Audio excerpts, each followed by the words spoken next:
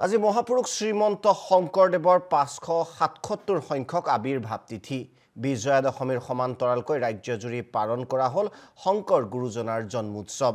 লখিমপুৰৰ লালুকত গুৰুজনাৰ জন্মোৎসৱ উপলক্ষে প্ৰদৰ্শন কৰা হ'ল আপোনালোকক বিশেষভাৱে শিশুৱে অভিনয় কৰা ভাওনা আৰু এই ভাওনা দেখি সকলো আহ্লাদিত হোৱা পৰিলক্ষিত হ'ল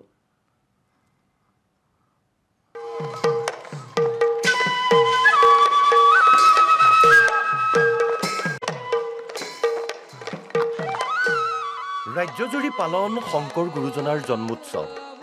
মহাপুৰুষ শংকৰদেৱৰ 577 সংখ্যক আবিৰ্ভাৱ তিথি লখিমপুৰৰ লালুকত ভাওনা প্ৰদৰ্শন শিশুৱে কৰা ভাওনাই মোহিলে অজস্ৰজনক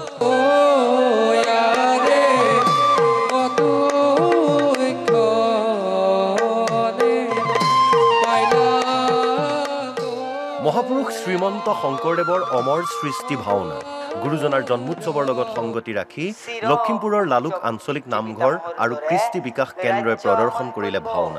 ভাওনাত অভিনয় কৰিলে শিশু কিশোৰসকলে চাওকচোন সূত্ৰধাৰৰ ৰূপত শিশুৰ কি মন পৰখা অভিনয়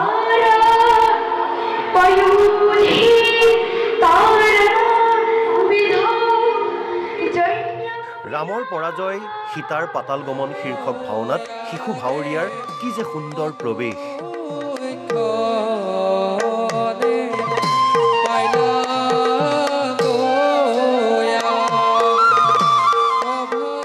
একেদৰে অসুৰৰ প্ৰৱেশীও মন মোহিলে দৰ্শকক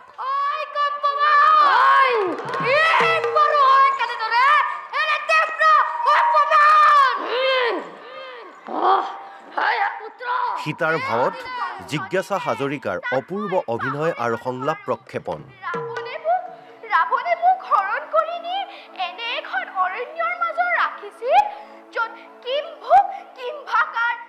লৱণ দৈত্যৰ ভাৱত নিবিৰ কৈলাশ বৰাৰ অভিনয় মন মোহিলে দৰ্শকৰ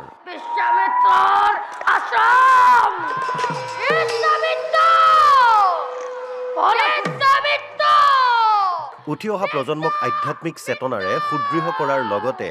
গুৰুজনাৰ সৃষ্টিক নতুন প্ৰজন্মৰ মাজত পৰিচয় কৰাই দিবলৈ এই প্ৰয়াস জ্যেষ্ঠসকলৰ শংকৰদেৱৰ যিখিনি আদৰ্শ শংকৰদেৱে সমাজত যিখিনি আমাৰ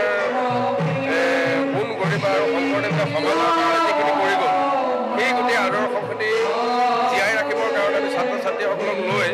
আজি এখন নাটক মঞ্চস্থ কৰিছোঁ আৰু ছাত্ৰ ছাত্ৰীসকলে এই নাটকখন আজি মঞ্চস্থ কৰিছে তেওঁলোকে যাতে এই আধ্যাত্মিক দিশটোৰ ওপৰত তেওঁলোকে যাতে খুব সুন্দৰকৈ অনুধাৱন কৰিব পাৰে ব্যুৰো ৰিপৰ্ট অসম লাইভ 24